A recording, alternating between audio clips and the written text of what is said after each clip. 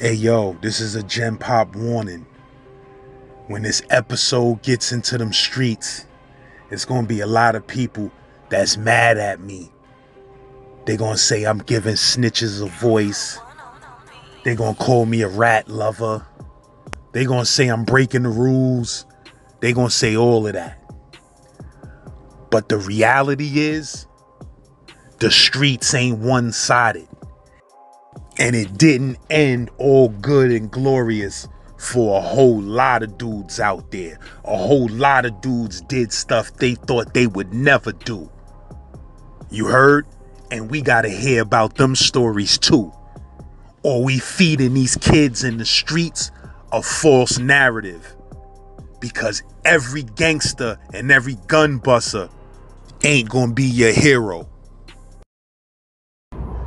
You ever looked in a dictionary and seen the definition of a serial killer?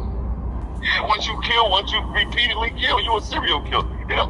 But living life in the hood after I know I done certain like that, I'm thinking I ain't no turning back. I done already went too far to turn back. The last time I seen him when I was walking off that stand, walking by. I cried, man.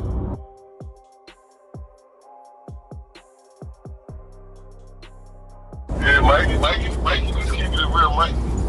That's the shit I want to hear, though. That's the shit I want to hear, that you was getting bread. You was getting bread, and you was fucking with nothing here and there. I mean, like that. I guess that was your man. We all from the same building. Me, Mikey, and that. So, yeah, that's his man. That's his man. But I just was surprised at shit like, I don't know nothing to respect nobody unless he's scared. Unless he's scared, I don't know him to respect nothing. You know what I'm saying? But I can't say that Mikey ain't right about, he looked out for him, he looked out for me. I got it. But they wasn't getting no money together, because Nut would have deboed that shit. That's the truth, Nut would have deboed that shit. And he leaving out the fact that, you came and Wise gave you the spot. Budge and Ball was out there. That's the reason why you couldn't come back to LG, because you had to beat with Budge and Ball over the spot. Left you, and you was out, and you brought Nut out there, and niggas ain't like that. And you couldn't come to the projects no more. Somebody, when you seen Nut, you seen Mikey. Yeah, not in LG, you didn't. No Mikey and no LG. Yeah, but you heard son say that he never got money with Nut. Yeah, that's what I said. I said, I respect that. He said that. You know what I'm saying? I respect that. And that's what I wanted to hear. I wanted to hear, at least, I know there's little things that he left out about the shit, but he ain't gotta put that in there neither. You know what I'm saying? That's for him. But that's what I wanted. I don't want to hear you say, oh, we was best friends. Y'all was cool, because we all was cool like one time. And yeah, you and him have to be going to the same spot because you took him out there. So yeah, we fuck with you. And he probably was doing work. You probably was making work. Yeah, that's probably true too. But don't act like you was in the trenches. Because Nut was a motherfucker, man. And you, I know Nut, man, very well, man. I'm from Fort Dude. I know Nut very well, and Mikey very well. And Nut was a motherfucker. If you let Nut touch your shit, nothing. If you ain't about that aggression, nothing deep on you. Nothing deep on nothing. And he said nothing busting. No, nothing fight. And that's what shit changed left. That was a bully with his hands. And when they started playing with them hammers, nothing he busted no more. Cause he ain't about to. Listen, niggas, like I told you before, some niggas go by the code that the streets say. They supposed to go by, niggas gonna be like, oh, something went bad. I mean, cool, that's their opinion, you know what I mean? But, yeah, I got nothing good things to say about Stato. Nothing but good things. Nothing but good things. He's a good dude. I used to be a lightweight nigga. I came through the alley and all that. Now, say help me then. I'm always with action, but as a little nigga, you need that help. You know what I'm saying? So I was kind of snubbed, but I got my weight up. 240, baby, 6'1". I'm right. Say a good dude, man. Say about that say about that grind, man. I don't really know, say, outside of jail, though. Yeah. You know, son did like 16 joints, man. Yeah. So he was away for a long age, too. At young age. Yeah, they sat son down for a long time. Like, and a lot of dudes be saying he had grimy shit with him in jail. But say it was just all about the hustle. There had so many hustles in jail. Man, I need to pull up in the yard on me and give me loonies and all that. Yeah, say something. But he know I always made it happen in jail. I always motherfuckers was getting that bag everywhere in jail.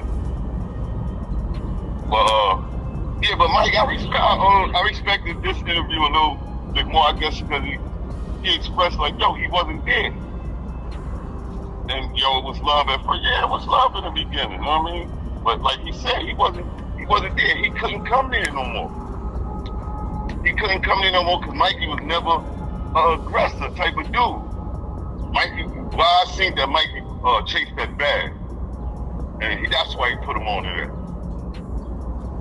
Mikey was never about that. And niggas, and LG was mostly dude. LG and Project was mostly dude early on. So you had to be an aggressive dude.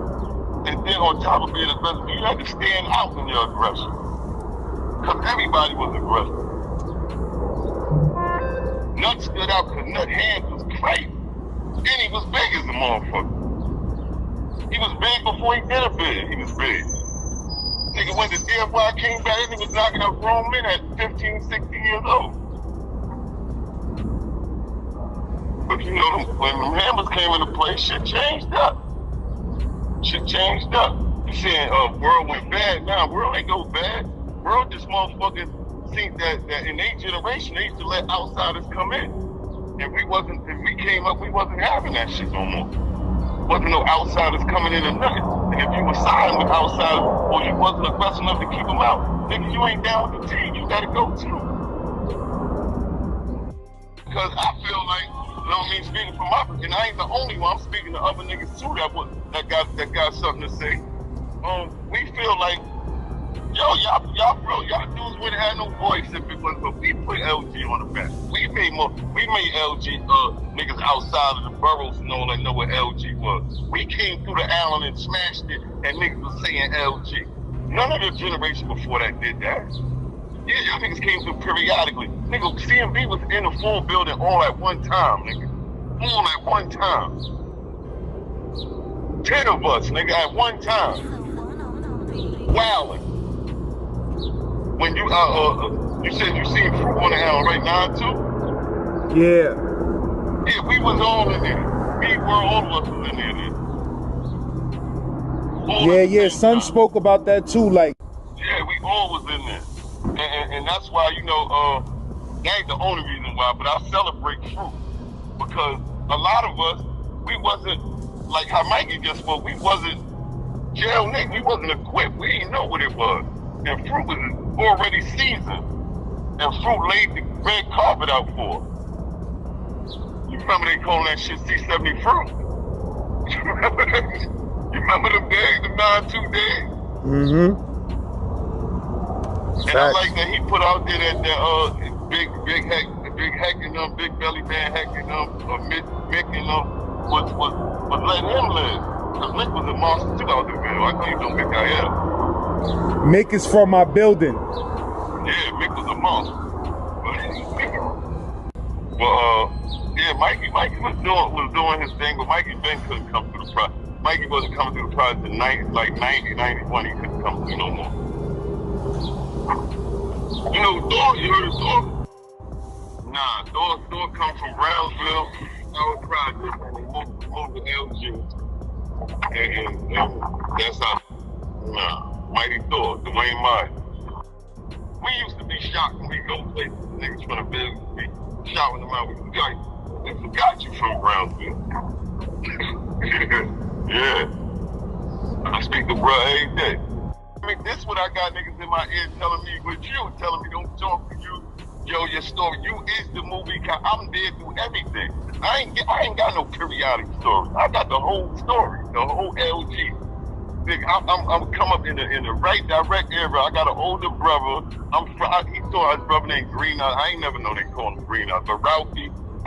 I'm right there in the middle of all. I'm always there. You know what I'm saying? I've always been there. You know what I'm saying? And I've been through so much shit in all of those eras. I came out when I was 14 years old. I came outside. I got locked up in Baltimore when I was 14 years old. I've been outside. You know what I'm saying? So it's not like, oh, Boo was gone and this was that. No, Boo was gone. Boo still was had hands on or something. Nigga, none of them niggas can't say LG was mine by myself at one point. 2000, who sold crack at LG if it wasn't for Boo? Nobody. So you can't leave me out. I can't be out the equation. No matter what I did, nigga, you can't write me out of history. Nigga, I ran that piece by myself with an iron fist. You know what I'm saying? When I came home last, man, I could never change my life. I had done too much at the time, but motherfucker, when I came home and while I was dead, nigga, that pressure wasn't on nobody but Boo. What's gonna happen? What Boo gonna do? World was in jail. What Boo gonna do? Nigga, I had to come home and show out again and get that federal bid. If I wanted to stay in Brooklyn, nigga, I ain't had no choice. Nigga, this weight was on me. While I was dead, the weight was on me. Nut was calling me every day. Nut was calling me every day trying to get his name out of that. Trying to get his name out of what? Out of being affiliated with why I was being murdered. Trying to get his name out of that.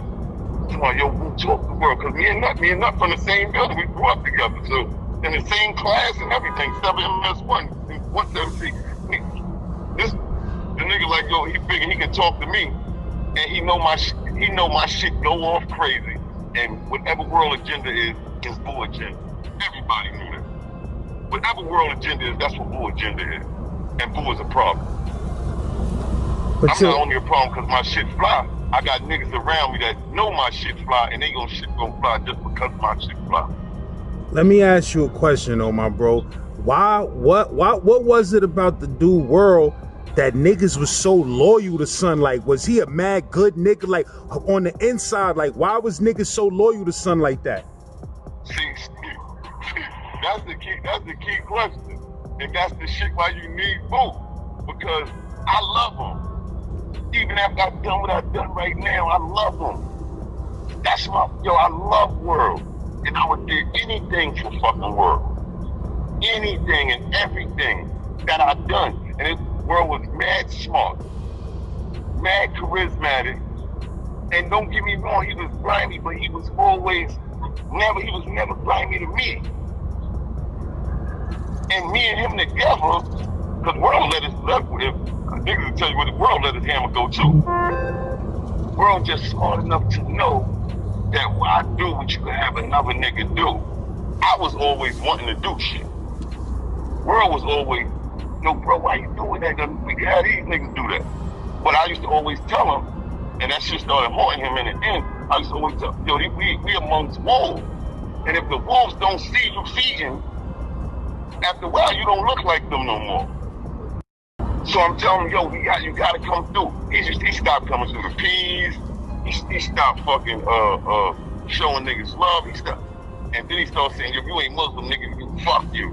All type of shit. Like, at that point, he was already up, and nobody couldn't tell him nothing. But when it come up, World was a good, charismatic dude, and he's very, very smart. He's smart to the point that FBI think he's a genius.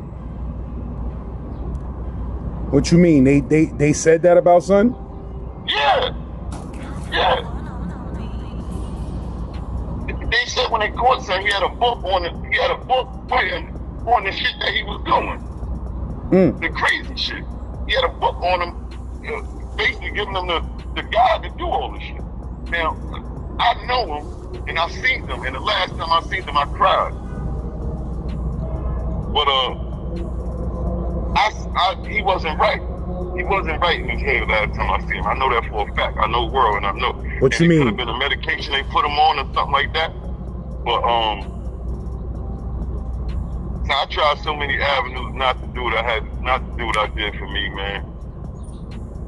And nothing wasn't working, man. I told son, at the end of the day, man, we took all the lashes so world could be world. And at the end of the day, he supposed to lay it on the sword, man. He supposed to lay it on the sword, because that's what soldiers do.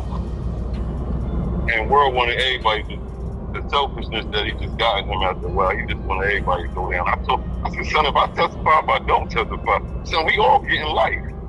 Nigga, you done put so many niggas in our business. CMB ain't what it used to be. You got all these outside niggas in our business that niggas is bringing us down anyway. So give me the okay and let me do me, and I would have went dead right back to LG and set it right back up. But son ain't one, son just like, nah, nigga, like, nah, we gonna beat him. We gonna, like, nah, we not, nigga, we done. We got niggas all around this building. Y'all was in the feds, y'all was in the spot all together? Yeah, when I'm telling you what I'm telling you right now, this is me and World talking in the MDC in the feds to each other. And I'm telling him this because when they came, first of all, I never thought that they'd come to me and ask me to do nothing because my shit is I'm too involved, and I'm like, nah, they want me to. But when them niggas say, man, they give you a queen for a day meaning you tell us everything you did and we gonna expunge everything you ever did in exchange for this, and we gonna give you a new life. When I went to the nigga to tell this nigga that, I said, yo, bro, they don't want they don't want the puppet, man. They want the puppet master. That's my exact word.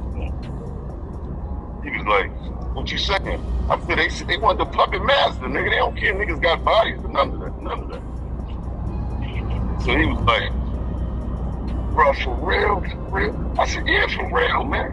You need to tell a nigga what niggas need to do. Because when World tell me, this nigga guy ran down, when World say what his agenda is, he tells me, and I pass the shit down, and that's what niggas do.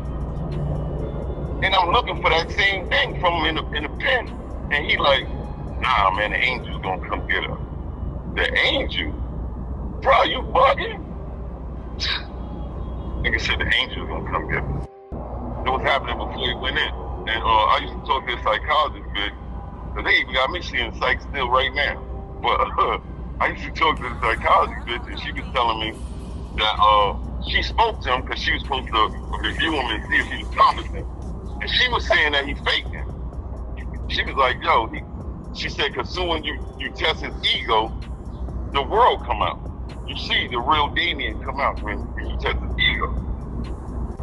Yeah, he had started deteriorating before we went in because he started saying some crazy shit about the president and all this crazy shit that we need to smoke Bush, he the Antichrist. I'm telling you. He said that before he went in. I heard it was rumors that they was trying to say son was tied in with terrorists in the Middle East and all type of shit. He got knocked in the Middle East. He got knocked in the Middle East? Yeah, y'all don't know that. That's where he got knocked at. He was out there, he went out there to where Jesus was born. You said? In Jordan, he went there to tell them that he was Jesus.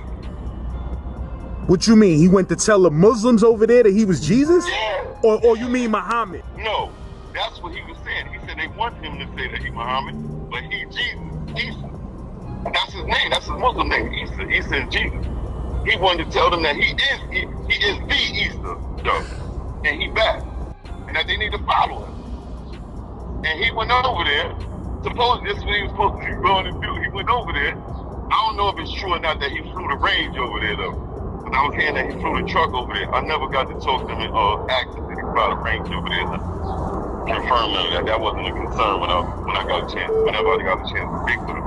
But he went over there and he was talking his shit. And whoever the embassy or whatever out there informed the FBI here that he was out there and that they was gonna kill him out there. That he was gonna fuck around and get killed out there, talking some shit like that. I don't mean to laugh. He was in the Middle East trying to throw them niggas under pressure out there? Trying to build a new following. And World told me a while back, he said, yo, when all else fails to get people to follow you, religion, build a cult. He told me this shit a long time. World was so fucking smart, bro. Niggas don't know. World was so fucking smart. World just had an ego problem. And World want to challenge everybody that think they tough. If you think you tough, World want a problem with you. He want to show you that you ain't tough. Everybody. That's how we had so much drama.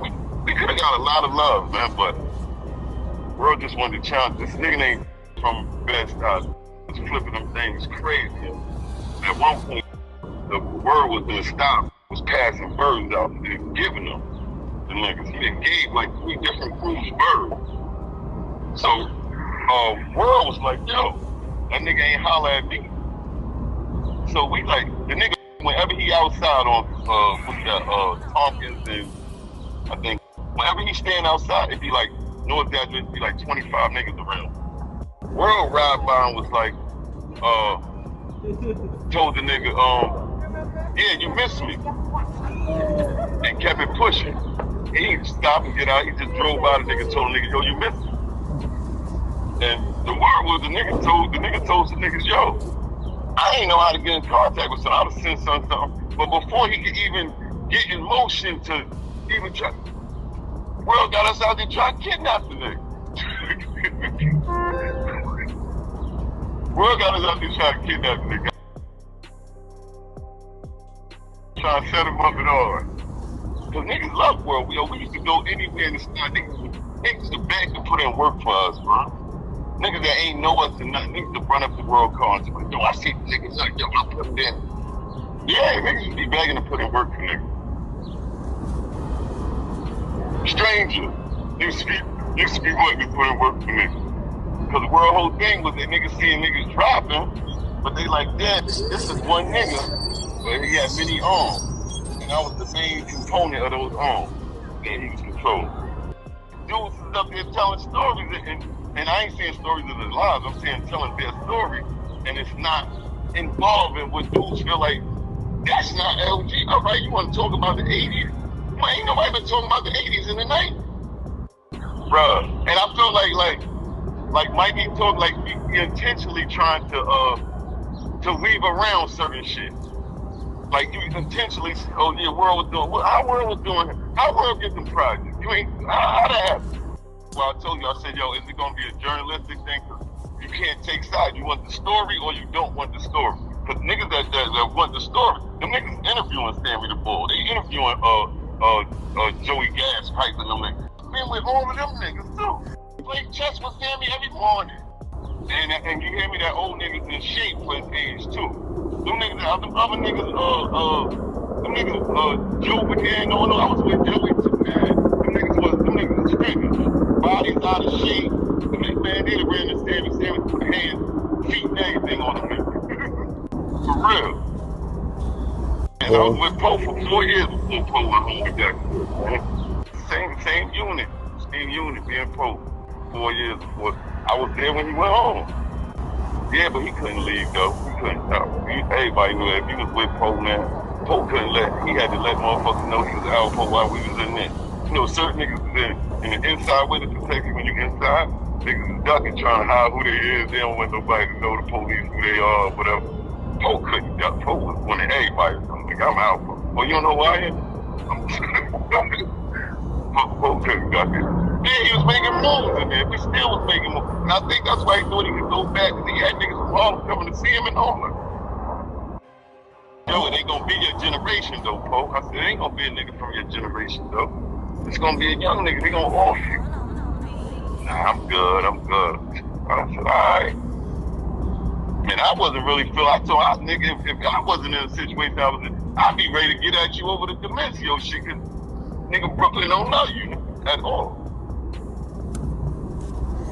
And that's the thing I wanted to hit on. I watch all of the stories about these other dudes, right, lad? And me being around certain dudes, I know different. And I be like, damn, man, everybody telling me dude stories all crazy, all fucked up. I just watched this shit on Poe last night. And they like, oh, he was born in Poe from Brooklyn. You said son is originally from Brooklyn? Yeah. From where? What's that street? like borderline Bushwick and Brownsville. Damn, I forgot the name of that street though. You talking about? The nigga used to make his mom tell me. Mom from such and such on a visit. And I used to always be like, man, we ain't claiming you. You ain't from Brooklyn. Dude, I'm originally from Brooklyn. Damn. You talking about? Green and Patchen. 12 from Patchen. Yeah, I know Patchen. From there, from over there. I mean, he raised in Harlem though. He grew up in Harlem though, but you know, always put up. Your mom tell him I'm from where I was born at, where we came from. His mother told me, his mother heard us say he from Patchen. Yeah. And I used to tell him, I said, that's why you stood out in Harlem. Brooklyn known to breed gunners, and Harlem didn't. So when you was a little gunner, you stood out there. But I said in Brooklyn, you'd have been a regular. You'd have been a regular nigga in Brooklyn. You'd be an average nigga. You know how the hood breed. Yeah, you talking about yo Jay or 50, holla. Jay don't like World. Yes. So I was there when World was alive with 50. I know exactly what it is. He was the one that was actually blowing that 50 at that video shoot? Nah, it was my man Stro. Stro was blowing out. World was there though.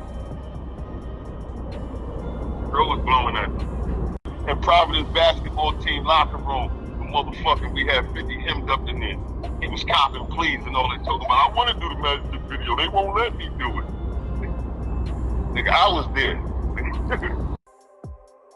And what stood us out from niggas is like Mikey was saying, niggas had love, and niggas still had love for niggas. I still had, like, I love nothing, but nigga, you going against, this my team over here. You against my team, nigga, that's it. It's not about how I loved you coming up, it wasn't about that. Now it's about you against the team, nigga, you gotta go. That's it. I can still say, yo, yeah, I love him. I can still give him his props and say nut was the end, nut was this, nut was that. I'm never gonna, I'm so thorough with this shit, even when I was in the street before all this. If a nigga get busy, nigga, I'm gonna say, yo, that nigga get busy. That ain't gonna stop me from going at his head, though. You know what I'm saying? That's how real nigga give it up. You don't say cause you don't like a nigga, oh, he pussy. Nah, that nigga ain't pussy. I don't give a fuck if I don't like him or not, he ain't pussy, though. That's a fact, though. But you got niggas saying, oh, yo, like that nigga King Ernie was dogging Post. Oh, yo, all that shit he did, that shit don't count. Alright, bro, so wait, to go to them niggas' moms and tell them niggas to wake them niggas up. The game is over. They can get up now. Now that shit, all them bodies killing them don't count. They can get up. They can wake up now. Nah, nigga, that shit's forever. He done it. What he done after that is what he done. Nigga, I done what I done. The reality is, this is how it all ends.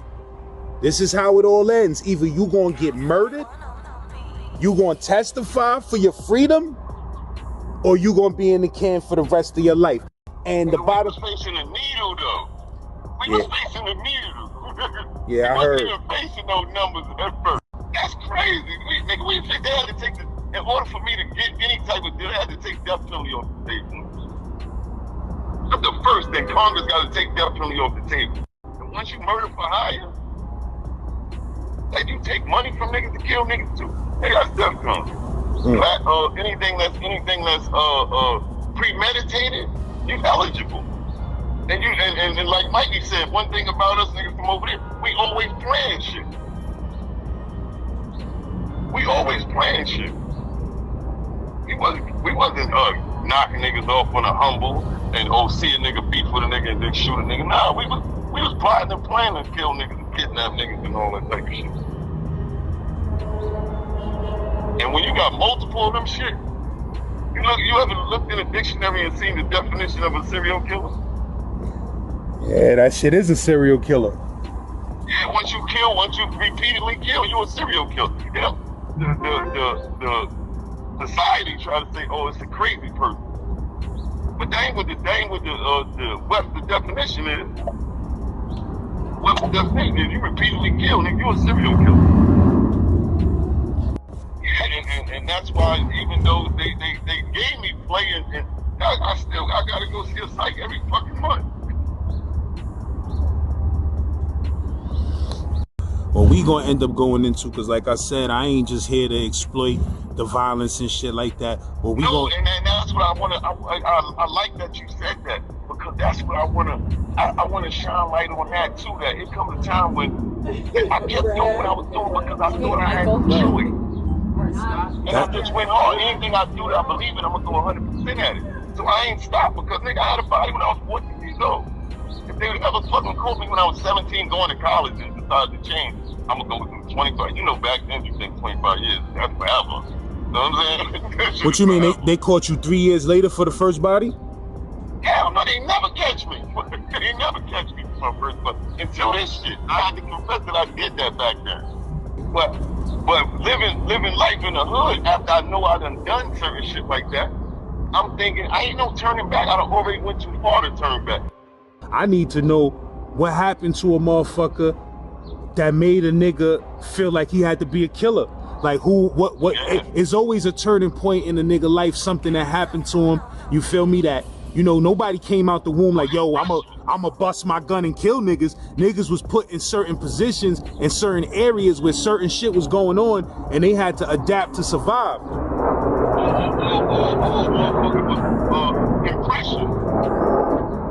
Impression, man. Somebody you was talking to, Fruit, brought up this nigga Ron K. Ron K was, for me, World, Peter Rag, all of it. For our generation, Ron K was our impression. We wanted to be Ron K. Ron K was a fucking killer. And everybody in that hood respected him, though. And was scared of him. You know, with that fear came that respect. But it's impression. And I'm old enough today to realize that when I'm driving and my daughter's in the back seat, and I'm saying certain things to her that's coming to me naturally, and I'm thinking about them afterwards. I analyze all my conversations still like I'm in the street. And I think about, damn, you never know what you said to that child at that moment that may stick with her 50 years after you dead. It's a fact. That's a fact. And a lot of us was easily impressionable with certain dudes, man. Some of dudes was put in corners and had to fight out and stuff like that. But some dudes chose the route to. My thing, I always wanted to be respected. That's why upbringing was the hardest thing in the world for me. Because I was throwing away my name. I felt like I was throwing away the shit that I built. But then I was getting old enough to realize, like, damn, what that shit gonna mean when I'm sitting in jail 20 years from now, and them little niggas ain't gonna go, yeah, that nigga fool, like, while they smoking a blunt, then I forgot about it. They ain't not gonna send me a package. They not gonna take a call. I'm done. It's a wrap. Your story is ended, and you're still alive. You dead free.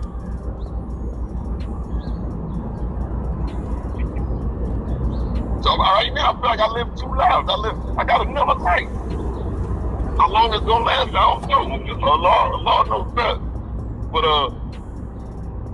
shit, I'm getting to taste something different.